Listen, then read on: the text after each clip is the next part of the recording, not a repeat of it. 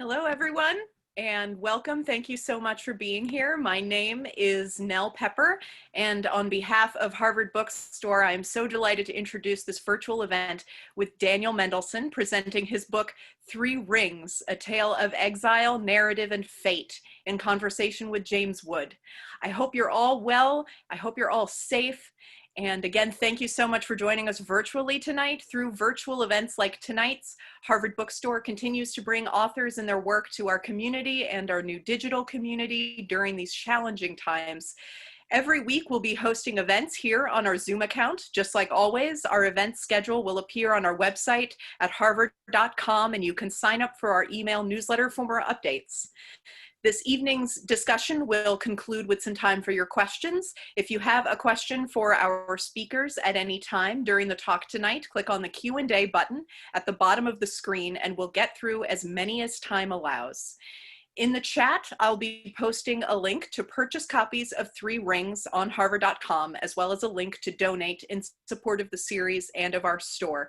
Your purchases and financial contributions make events like tonight's possible and help ensure the future of a landmark independent bookstore. We thank you so much for showing up and tuning in support of our authors and of the phenomenal staff of booksellers at Harvard Bookstore. We sincerely appreciate your support now and always. And finally, as you may have experienced in virtual gatherings recently, technical issues may arise. If they do, we'll do our best to resolve them quickly. Thank you so much for your patience and understanding. And now I am pleased to introduce our speakers. Daniel Mendelsohn is a frequent contributor to The New Yorker and the New York Review of Books, where he is editor-at-large. His books include the memoirs The Lost, A Search for Six of 6 Million, and An Odyssey, A Father, a Son, and an Epic, as well as 3 collections of essays and criticism, most recently Ecstasy and Terror, From the Greeks to Game of Thrones. He teaches literature at Bard College. James Wood is a staff writer at The New Yorker and professor of the practice of literary criticism at Harvard University. He is the author of How Fiction Works, as well as the essay collections Serious Noticing, The Broken Estate, and The Irresponsible Self, and the novels The Book Against God and Upstate.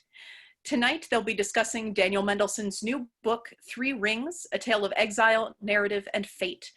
Many worlds are contained in this slim volume. The book links the stories of 3 writers in exile, Eric Auerbach, Francois Fénelon, and W.G. Sebald, with an account of Daniel Mendelsohn's struggles to write 2 of his own books that are haunted by tales of oppression and wandering. Donna Rifkin praises in her review for the Wall Street Journal, Three Rings, a short but profoundly moving work, clings with tenacity to a belief in the regenerative power of literature. I'm so honored to turn things over to our speakers. The digital podium is yours, Daniel and James. Thank you very much, Nell. I think Nell did such a good job, actually, in about 3 lines of encapsulating in one way what this very difficult to describe book is about. What I want to say to the audience, first of all, is welcome, and it's tremendously exciting to be doing this because as one gets older and more often repeats oneself, it becomes such a lovely surprise to read a book by someone whose writing you know well, that reveals an entirely new dimension of that writer's sensibility. And I started Three Rings, which was based on a series of lectures, which we will come to in a minute, thinking that I had an idea of what Daniel Mendelsohn's tone of voice is like. I'm saying this to the audience, and therefore what the book would be like. And it was a complete revelation. I don't think it's really like anything quite that he's written before. It's a marvelous surprise. Briefly, and I'm going to be very brief, and then Daniel is going to read, and then we'll talk. It's a book of digression about digression. It's a book of interpretation, profoundly about interpretation. It's a book of stories, many stories about stories. And its founding principle is the Homeric ring composition, which is to say a form of digression that circles back and therefore forms a ring. Three Rings embodies and enacts that form, both in its three chapters and I think as a whole. That's to say, if I'm not wrong, it essentially begins and ends, well, not essentially, begins and ends with Jewish history. It more or less begins and certainly ends with Istanbul, and more or less begins and certainly ends with the literary critic Erich Auerbach and scholar who wrote his great work of literary history and analysis, mimesis, in the 1940s in exile in Istanbul. Throughout the book, Mendelssohn seeds these marvelous little repetitions and motifs that keep on coming back. The idea of two ways that he does take us, he takes us to Proust, but away from Proust, but two ways: streams, models, synagogues, Istanbul, as mentioned before, the writing on the wall. These are things that keep on coming back as little reminders and echoes. It's a profoundly musical book. Just to give the audience, who won't, most of whom won't have had a chance to read the book yet, an idea of how beautifully, fluidly, and digressively it moves. For instance, chapter 3 begins with Erich Auerbach, whose story we take up again for a final time, moves to Racine's last play, Athalie, then to the First and Second Temple, then to the idea of models and the young Daniel Mendelsohn making models as a kid of the Parthenon, then to the real Parthenon, then to a synagogue in the then Polish town of Bulachov, then to W.G. Sebald, Sebald's Austerlitz, Dan Jacobson, a South African writer who is mentioned in Austerlitz and whose nephew Daniel Mendelsohn knew when he was younger. Back to Sebald, but now Sebald's Rings of Saturn, and a particular person who's mentioned in the Rings of Saturn, a model maker called Thomas Abrams, who was working for many, many years on a model of the temple. And finally, back to Auerbach. That's just to give, that's one chapter, that's just to give the audience a sense of how how this thing is patterned and how beautifully it alights on its themes and motifs and emphases. It's really I really haven't read anything like it, except perhaps in a quasi-fictional form in Sebald's own work. I'll let Daniel now read from it to give people a sense of what it's like, and then we can talk.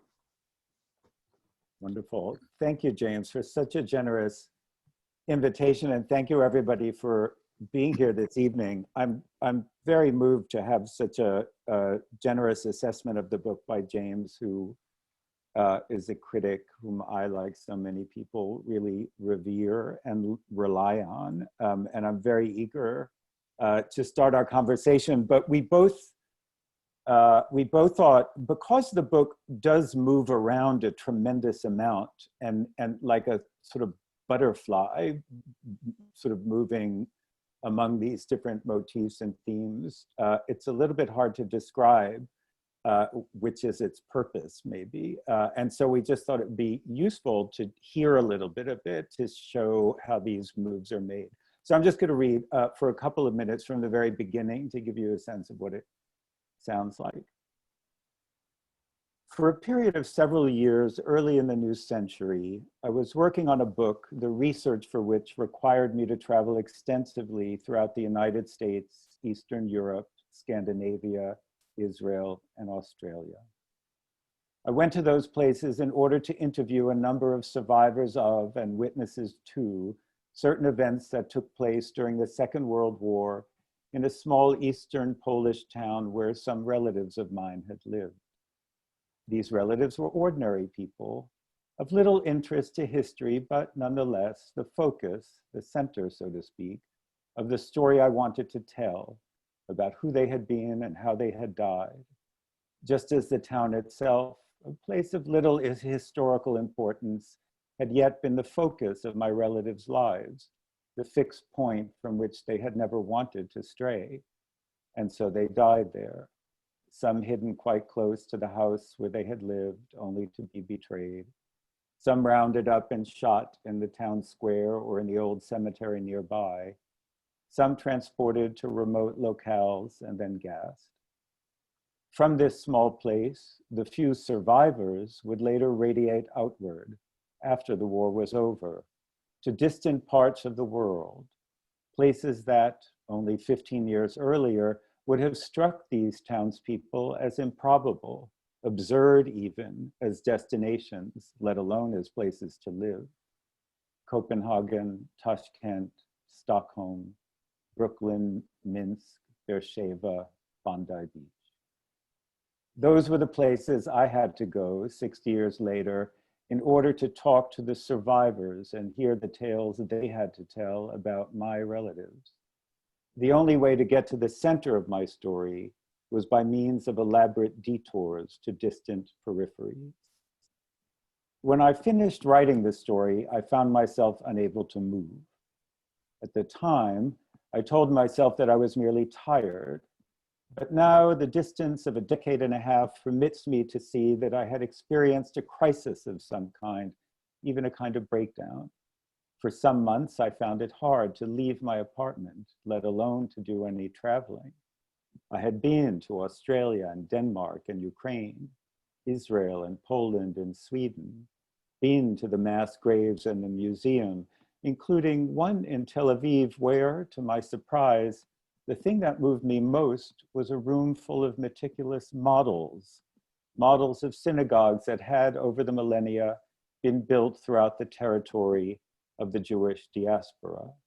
In Kaifeng, China, and in Cochin, India, the 6th century Beit Alpha synagogue in Lower Galilee, and the 12th century Santa Maria la Blanca synagogue in Toledo, the 19th century Tempio Israelitico in Florence, and its contemporary, the Oranienburger Straße synagogue in Berlin, all of them now painstakingly recreated in miniature in Israel, a country that did not exist when those buildings were gutted. I was so moved, I think, because at one point from late childhood to early adolescence, I myself had been an obsessive model builder, carefully constructing precise scale replicas of ancient buildings, the mortuary temple of the Egyptian pharaoh Hatshepsut, the Parthenon in Athens, Rome's Circus Maximus. And so, as I stood there in the model room of the museum in Tel Aviv, halfway through the worldwide journey that I undertook in the early 2000s, I had a strong emotional reaction. I was familiar with the impulse to make such replicas, which is haunted by a poignant paradox, the belief in our ability to recreate and the acknowledgement that the original has been lost.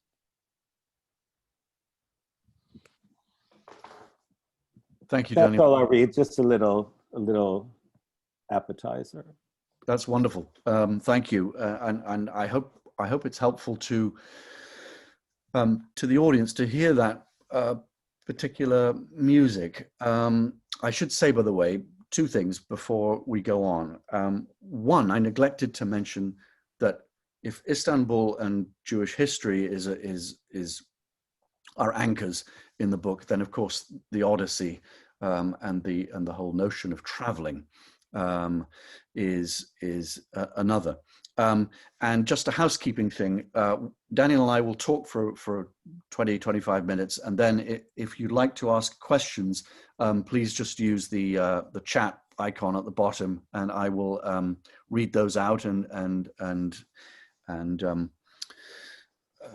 Daniel will be happy to answer them, I imagine. So before we get to the matter, I just wanted to ask you about form. I was excited to read this book because or rather, I was excited when I got to the end because I realized there weren't any footnotes. I think criticism without footnotes is the great high-old tradition. I was just looking a few days ago at, again, at Edmund Wilson's To the Finland Station. And it was amazing work of historical scholarship from the late 30s. And I realized there aren't any endnotes at all. There are no notes. It is just, so that can seem like an arcane question. I don't think it is arcane. I don't mean it to be arcane, because I think it actually goes to the very core of what you're trying to do here. And I'd like just to ask, ask you about that to begin with, because this was a series of lectures at the University of Virginia. It would be normal sort of academic protocol when the University of Virginia Press publishes these lectures to do your academic obeisance and add the notes, particularly given the incredible amount of reference in the book, but you didn't. Well, that's such an interesting thing to focus on, and I'm gratified that you did. I feel, as you know, I sort of started life as an academic, and I did a PhD in classics in the early 1990s, thinking that I would become a classics scholar, which did not happen because halfway through writing my dissertation, I also started freelance writing and realized that was the thing that really excited me. And I guess the impulse that fueled me then is still the impulse that fuels me now, which is to be able to write about, I guess, sometimes fairly esoteric things, ancient history, classical literature, other kinds of literature, in a way that had more in common with a certain kind of storytelling than it did with what one thinks of as academic, scholarly, rather, activity. And I remember when it's funny, James, that you mentioned footnotes, because I joked at the PhD graduation ceremony. I turned to a good friend of mine that I had gone through the whole rigmarole with, and I said, I'm never going to write another footnote again. And basically I haven't, And, but I'm making a joke, but you and I are often doing the same kind of thing, which is that I'm interested in talking to a audience of intelligent, non-specialist readers about subjects that I'm very excited about. And I want to be able to do that in a kind of narrative way, I would say, to tell the story. I mean, a lot of the reviews that I write are sort of the stories of how I came to my conclusion about whatever I'm writing about. And obviously this is a whole book about narrative, but I don't want there to be a thicket of notes at the bottom, because I don't think that's important. I mean, if anybody wants to chase down a reference, they can write me and I'm happy to provide it. But I always wanted to write even about intellectual or literary subjects in a way that was accessible, and there is a kind of bond between the writer and the reader. And I feel that when you have this bunch of notes at the bottom, it creates a kind of crisis of authority. I always hated having to, I did write some scholarly articles, and I published a scholarly book about Greek tragedy, and I always thought the notes thing was really 90% bullshit. It was mostly showing that you had done the reading that you were supposed to do, but not actually telling anybody anything that they didn't know or need to know. Right. And one of the reasons, you in the New Yorker and me in the New York Review of Books, one of the reasons I like this kind of venue is it's more like having a conversation about something that you love, rather than always advertising, how much research you've done. If you can't feel that in the text, then it's not worth pointing to, I guess. And this book particularly, because this little book is a book about storytelling and about people who have thought about what it is to tell a good story. And I wanted the book to feel like one of those stories. So that's That particularly... was entirely my sense, that you gain, that all that you say is right, but that you also gained a kind of purity of story, of movement, which is so essential to the book, by not weighing it down either at the bottom of the page or at the end with endnotes.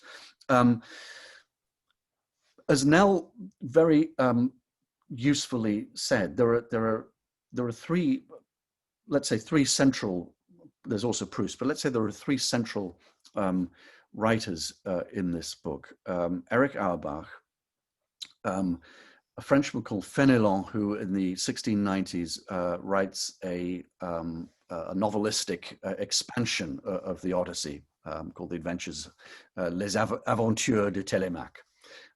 And the German emigre writer, spent most of his adult life in England, W.G. Sebald.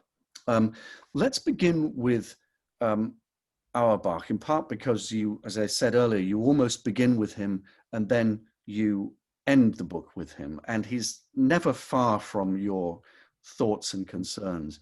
I wonder if you just tell me a little bit about Auerbach's writing of his great work Mimesis in Istanbul, and then if you'd also just go from there to talking about this idea, which is so central to your book, of his idea of your idea of there being two readings, an optimistic and a pessimistic reading of early literature. Yeah. So I mean, Auerbach is, a figure who sort of towers over 20th century literary criticism. He was a German Jew, a specialist in actually medieval literature, who had to flee in the 1930s. And it just so happened that in Istanbul at the time, they were westernizing their educational system, and they were actually welcoming these refugee scholars, particularly from Germany. And so Auerbach ended up in Istanbul starting in 1936. And during the 40s, when the war was in full sway, he wrote this towering book, Mimesis, The Representation of Reality in Western Literature, which is an incredible sort of arcing account of how, one might say, how fiction works. How storytelling achieves its effects. And he looks at 20 texts from Homer to Virginia Woolf. So this is incredible kind of range. And it is a standard text by now. And people refer to him as the father of comparative literature. I, with my family history, am always struck by the stories of people who successfully got away, as my relatives did not, whom I mentioned in the little reading that I just did, and which is the beginning of the book. So my sense of him is haunted by the fact that he was, in fact, luckily for Western literature and luckily for himself, one of the few who managed to escape. But I think there's a terrible irony, and a quite poignant irony, about Auerbach, because he has to flee Europe in order to write this great paean to the highest achievements of European civilization, even as Europe is destroying itself. And I don't think one can get very far from that.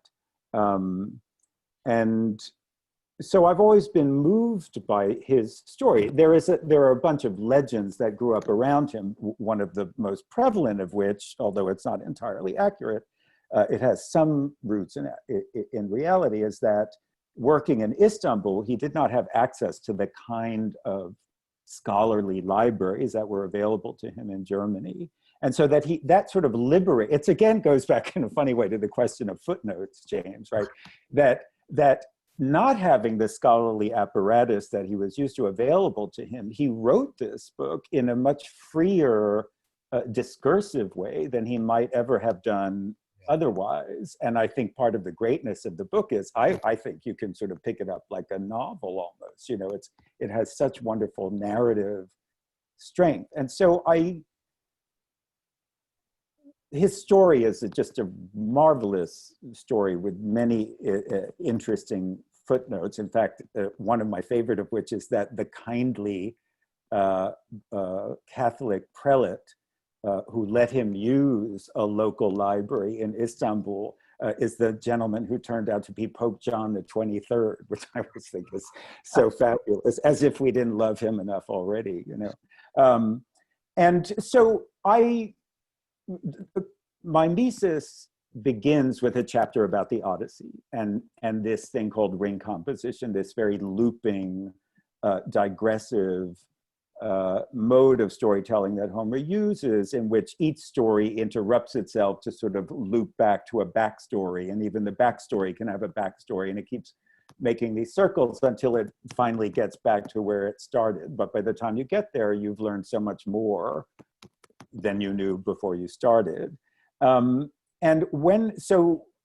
to a certain extent, Three Rings, in as much as there is a story, is the story of the difficulties I had writing my last work of narrative nonfiction, which was an Odyssey, a father, a son, and an epic. And I had this terrible problem, which is I had written the whole book and it wasn't working. This story about my father, how he sat in on my Odyssey class, and then we went on this cockamamie Odyssey cruise, and then he fell ill and died. And I had sort of all these events lined up chronologically, the classroom, the cruise, the hospital, and it just was dead on the page. I'm a critic. I know when things don't work, you know, even my own things. And I turned to Auerbach on the advice of a friend because I thought, oh, you know, ring composition is going to solve my problems. And I had, actually, I'm very interested in the phenomenon of misremembering, which occurs in all of my books. I had misremembered Auerbach's attitude about ring composition, which it turns out he doesn't really like. He doesn't think it provides the kind of realism that he's interested in narrative, because it gives you too much information. You know, with all those backstories, you sort of know everything. And real life isn't like that. You know, what makes real life interesting is the fact that there are blank spots and bits you never find out about. And for that reason, he prefers and gives it as an example, the mode of storytelling in the Hebrew Bible. And he uses the sacrifice of Isaac as an example. You know, this terrible thing is narrated, and they have to, for example, they have to travel 3 days to get to the place where the sacrifice, you know, and basically he says, you know, Homer would have told you everything about those 3 days, right, where they ate, what they, you know, what the name of the hotel was, blah, blah, blah. And it's a blank, right, in the biblical narrative. And he finds that more narratively persuasive. And he also says something which I find as a critic tremendously interesting, which is that the opacities in biblical narratives, the stuff that gets left out, is the beginning of criticism, of interpretation, because it makes you want to know. Whereas the Greek way lays everything out for you, it almost is antithetical to the interpretive itch, so to speak. So as you mentioned, so I take that as a starting point in my book for thinking about different ways of telling stories, and I call them the optimistic. The Greek way is the optimistic way. If you had enough space, you could say everything. And the Hebrew way, or the biblical way, is the pessimistic, like the Hebrew deity, right? Invisible, unknowable. And that is a starting point, as you know, for a whole series of sort of categorizations that take place in my book. Yeah, and I think you're absolutely right when you land on Sebald at the end of the book and say, this is a form of Homeric digression, circling around stories within stories, that has to be seen as the pessimistic version and not the optimistic version. I think you say that reading Sebald, one feels that the circling is entrapping you in some way, or that you're circling around a void, that you're always, as a reader, in, like Sebald himself, in this fraught scholarly position of trying to piece things together that won't make a whole. And I loved what you did with that. I was really struck by how, I mean, I love that thing about optimistic and pessimistic, and I hadn't thought of it like that. Clearly, these are absolutely two different pillars, and I think you can still divide quite a lot of writing along these lines. I mean, I'm fond of Iris Murdoch's thing from the 50s, where she talks about the novel being the crystalline or the journalistic, and in some ways you can see the difficult history of realism, half of which gets verbose and journalistic and worldly, and wants more and more sort of Zola-like information, and the other half of which goes into a kind of formalist anti-realism, as being part of this this division that you lay out so beautifully. But it's the spin you give it that I like, this optimistic pessimistic thing that I really like, because suddenly the pessimism that you talk about, when it's overlaid with and brushed through centuries of Jewish history, Jewish interpretation, and indeed the hauntingly absent God, becomes, I think, in your book, a kind of theology of interpretation, right? I mean, interpretation is always haunted by the theology of interpretation anyway, because that's where it comes from. But I thought that was really very moving in your book, and I imagine it's why, I don't want to put words into your mouth, but I imagine it's why you kept on coming back to this idea of the handwriting on the wall, and of people who were lucky enough to see the handwriting on the wall and read it right, i.e. people who got out, and people who, for whatever reason, as you say, even the greatest minds can fail to read somehow the handwriting on the wall.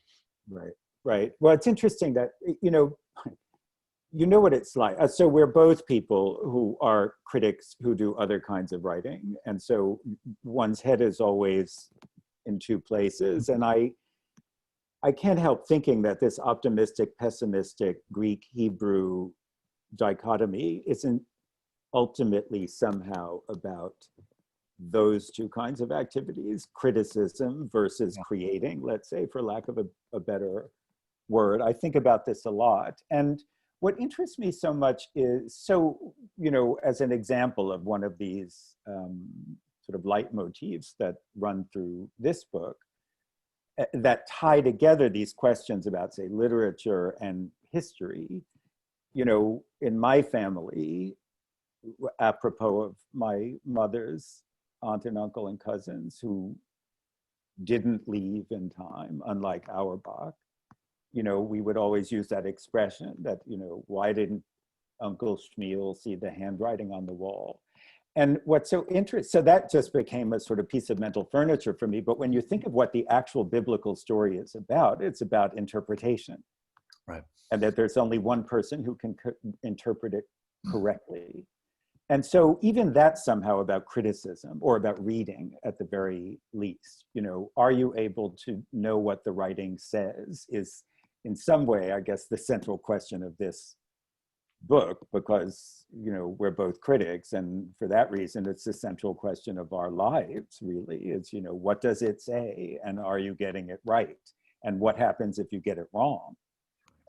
So I just felt that as I was writing in this sort of strange dreamlike state often, I wrote a lot of this book, ironically enough, while I was in Germany doing a book tour for the Odyssey book, and I was on trains all the time, and I just kept writing on these German trains, and there's this sort of obvious horrible irony about that as well.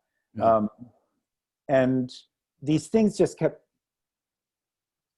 sort of coming into my consciousness even before I understood what the connections were. And what that's like when you're in that sort of zone and everything starts connecting, even in ways that you're not totally in control of. This sacrifice of Isaac thing, for example, comes back in the Sebald section, where, apropos of another text, they talk about the sacrifice of Isaac. So I kept seeing these sort of, it's like Hansel and Gretel. I kept seeing these crumbs everywhere, and I kept following these paths, and they all turned out to be connected in some way. Yeah. Which I guess is about a kind of faith. People who have read my Holocaust book, The Lost, will know that, and this is really, in some sense, the origin of this book. The most amazing coincidences kept happening when I was working on that book. I mean, things, if you put them in a novel, nobody would believe. I mean, just extraordinary, and they kept happening. And that got me thinking about something you and I have talked about. I remember a conversation we had at that literary festival in Oslo about plot. Mm. You know, how do plots work and what do they achieve is obviously something, I think you've thought about this more than I have even, because of your particular interest in how the novel works. You know, what makes a plot, and why are coincidences in real life unbelievable in novels, you know, which is such an interesting thing. And as you know, this book, Three Rings, ends with a sort of remarkable set of connections among these three writers who have nothing whatsoever to do with each other historically, and yet they are linked in this most amazing way at the very end of the book. Yeah, that has to do with Istanbul. Would you mind? Are you spoiling things if you would just let us know how at the end those three are linked?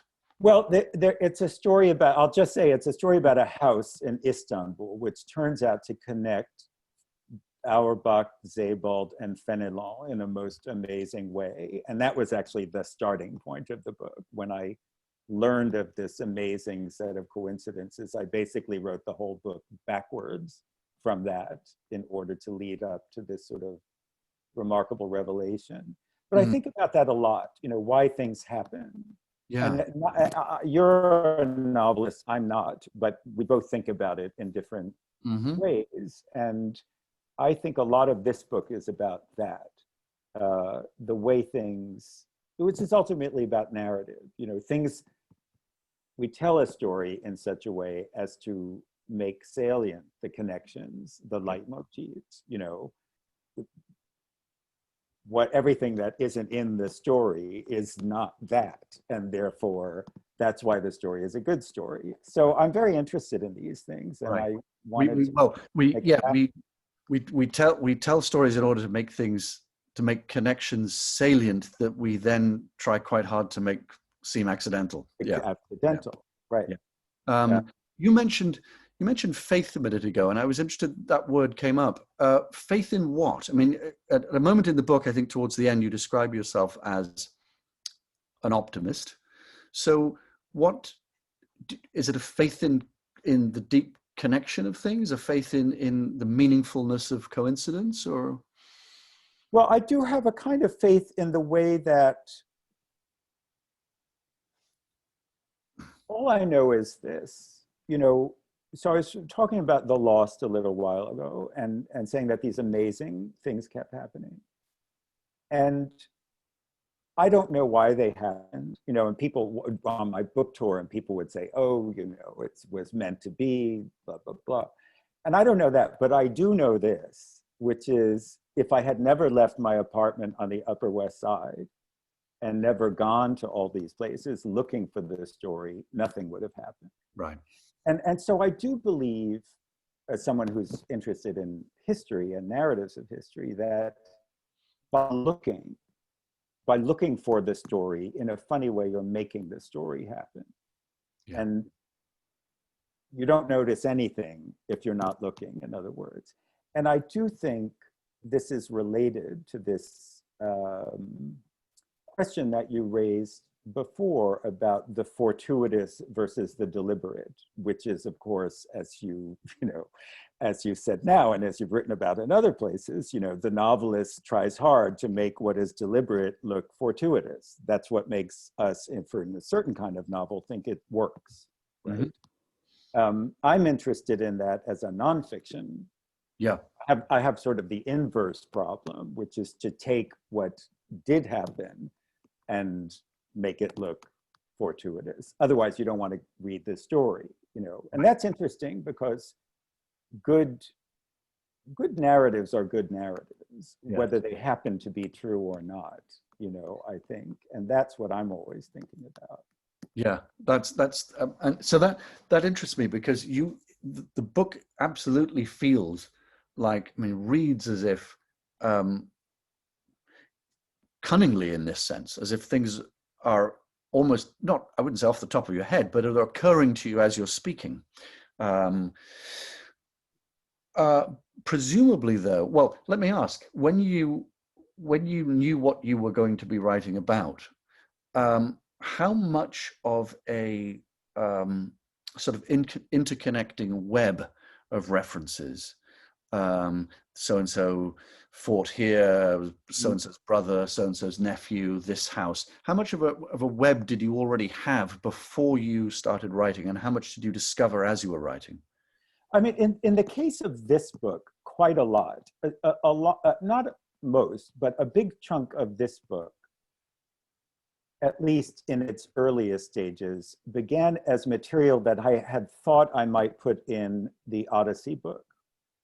And Right. it just became too heavy. It clearly was turning into something else. And so I put it aside. But I had been thinking about it for a long time. And therefore, you know, for example, in the second section, which is about the optimistic narrators, Fenelon, who writes this amazing sort of fan fiction based on the Odyssey and manages to construct the plot in such a way that it doesn't get in the way of the plot of the Odyssey, which I think is so wonderful. And it turns out Fenelon has a connection to Proust, which is sort of the punchline of that section. And I must have read that somewhere at some point, but it suddenly sort of, I hadn't planned to use it, but as I was sort of unspooling this story of Fenelon and blah, blah, blah, and that makes you think of Proust, who's also, as it were, an optimistic narrator, right? You can sort of get everything into that novel. And then I just thought, oh, this has to go in. So I think a lot of it was in my head. I don't always write like this, but I had been thinking about this for such a long time that it just sort of came out. And then obviously when I was revising, I was in a more conscious way, sort of researching things, looking things up, but I was sort of full of it for a long time, and it just sort of came out. So in a minute, we'll get to some questions are building up, and we'll take some in a minute. Ending with Sebald, in a book which perhaps stylistically feels where there's a shadow of Sebald, I think, cast over the book in a good way. In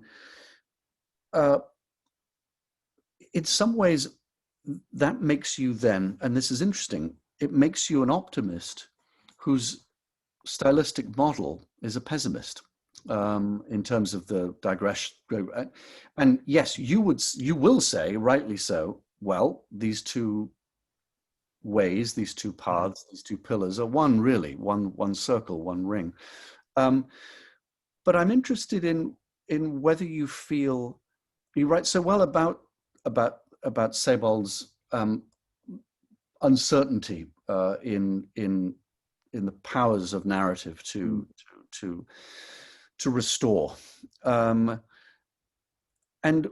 you could certainly do one reading of your book that your book is almost sort of Schiller-like, in which Greek optimism is healthy and happy, and we monotheists, in one way or another, are doomed to see only obscure fragments. I don't know, but it's interesting that you end with Sebald. Is that our condition? I mean, you individually can be optimistic, but broadly speaking, are we narratively in a sort of pessimistic time? Well, I guess, James, the way I would answer that is that at the end of the day, whatever else we may or may not have, certainly, these are dark times in many, many ways. And in a half-joking way, my siblings and I are asking each other whether the handwriting is on the wall. Not always wholly humorously. But what we do have are the stories. So in a funny way, that's my answer. One has the pleasure and the delight, and also the depth and the interpretative fecundity of even the pessimistic stories. Yes. And that is something, that's a real thing. So Sebald writes narratives as a, you know, you've written about Sebald so wonderfully, you know, and this is the first time I've really written about Sebald at length, but you know, it's dark. There's a sense of hopelessness and of being haunted by the middle of the 20th century in a way that's crushing. Mm. And yet we have these beautiful works of literature, and that's a real thing. Yes. That out of the darkness, all of these people, you know, Dante is another exile who creates a greatness out of despair. Mm. And that's a real thing. And that's something you can believe in. So I do cling with tenacity to the belief that literature actually does something for us, you know. So that's why I'm an optimist, because even if history betrays us, literature will ultimately save us, I think. Yes. I've got a few questions here. Someone asks, Esperanza Castro asks, did you start with the title first, or plunge straight into writing it? How guiding was the title? Did you always know that was the title and that would lead you on? No, I hadn't really. I'm terrible at titles, and I only ever think of them sort of desperately, you know, at the very last minute. So it just seemed a natural title when I was finished with everything, and sometimes the most obvious route is probably the best route.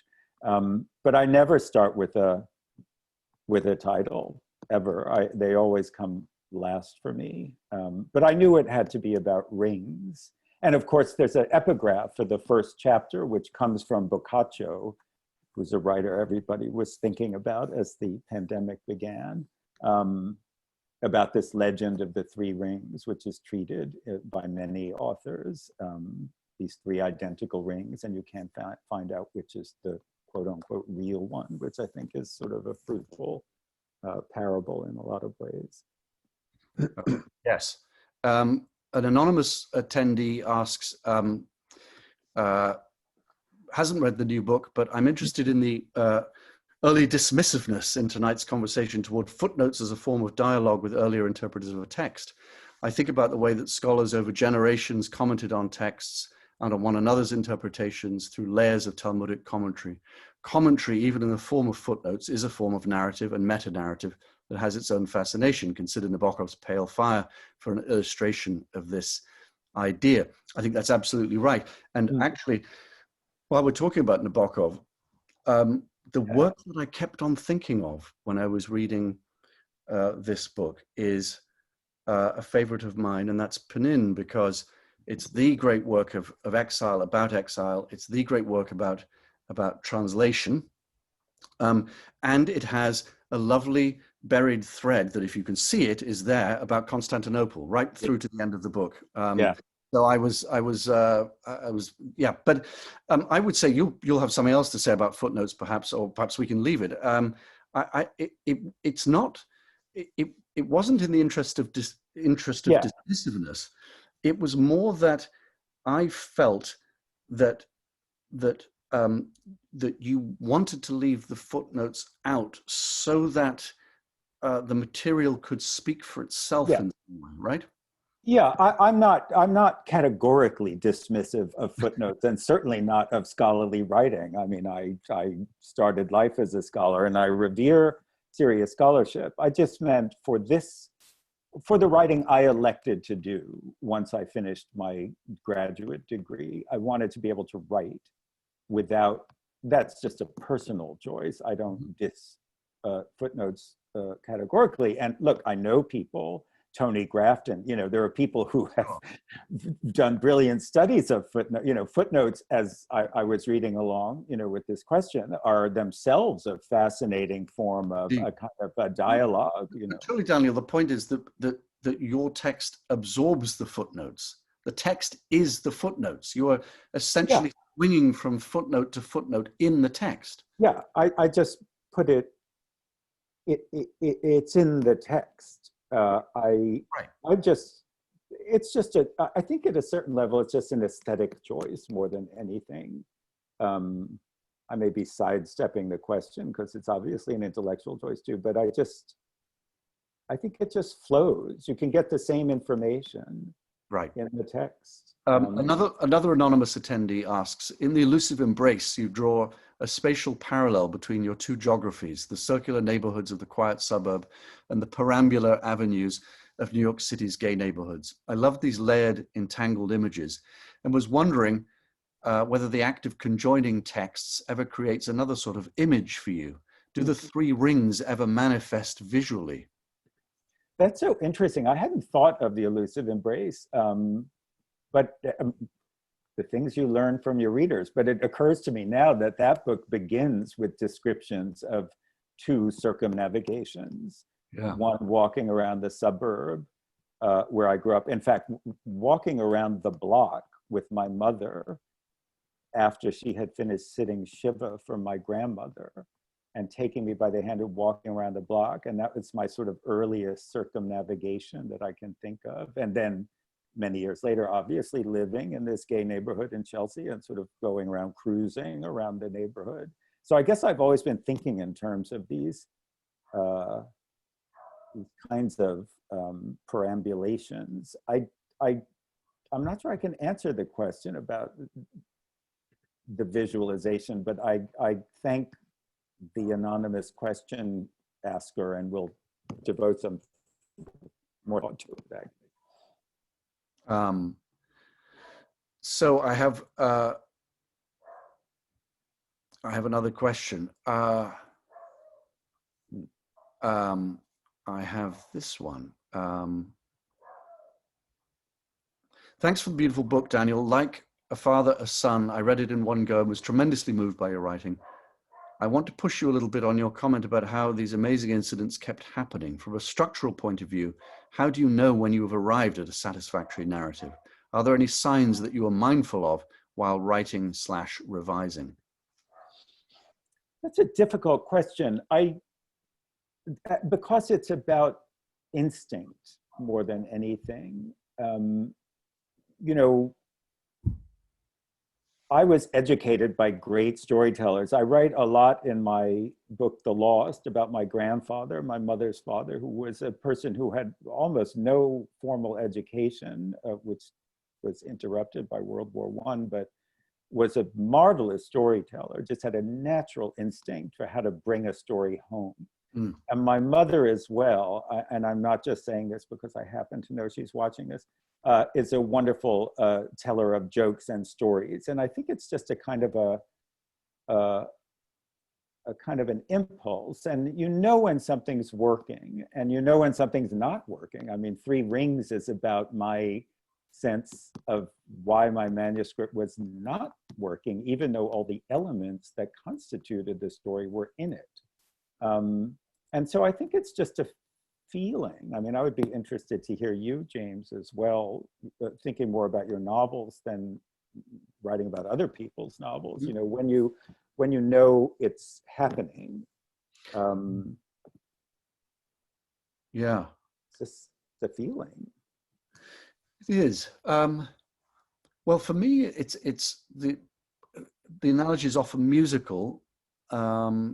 So I mean, I don't mean sort of pretentiously by that I'm always thinking of my prose as music. I'm not. It's just that it's the way of thinking about form that's natural to me because I did so much music as a kid. And it's something I like about my and doubtless your editor too at the New Yorker, Henry Finder, that sometimes he'll send back an email of a review I've sent in, and there'll be nothing much that he has to bother with, except he'll say, the last paragraph needs an extra beat or two. Right. And I know exactly what, I mean, I didn't know it exactly until he said it. That's why an editor is useful. But once he said it, yes, I realize I may not know what the beat is, but it's as musical as that. It's as rhythmic as that. There's something else is needed. And sometimes it is just like that. It's feeling the thing's complete or the thing isn't complete yet. Right. I think or complete. The tricky question for that I would find hard, and I think you pulled off so well in this book, is that the thing starts out as a set of was it 3 lectures or 4 lectures? It starts out as lectures, and I don't know about you. I'm bad at writing lectures and don't like writing them, and I think the conversion of lecture into then a freestanding book is tricky. So I don't know how far the book veers from the lecture form, but I think that's a great thing. To be able to write a sort of 7,000-8,000 word lecture is a marvelous thing. Well, I think the answer to that question is just that I wrote the lectures not as standard academic lectures, but more like what the book ended up being. And I just told them, this is what you're going to get. You know, it's not going to be a certain kind of academic thing, but it's certainly filled with material that will be interesting to literature scholars. I always think that to come back to your point about editors, so Leo Carey is my editor and has been for many, many years at the New Yorker. And, you know, sometimes I get the opposite, you know, which is that there's, you know, he'll say, you know, the ending is too heavy for the piece. There's more ending than piece or something, you know, but it's very interesting because it's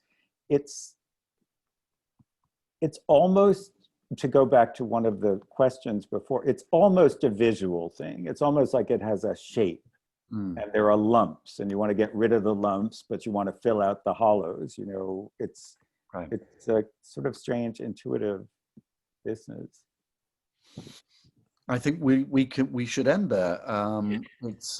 It's whether strange or intuitive, I don't know, but you've pulled it off. It's Thank you. it's really, I can't recommend it enough to our audience. So thank you very much, Daniel Mendelsohn. Thank you, James. Such a pleasure to talk to you. And likewise. Thank you so much, both of you, for joining us. This is a beautiful conversation. And thanks to all of you out there for spending your evening with us. Please learn more about this remarkable book and purchase copies of 3 Rings at harvard.com. On behalf of Harvard Bookstore in Cambridge, Mass., have a good night. Keep reading and stay safe. Thanks so much. Good night. Thank you, everybody. Night. Thank you.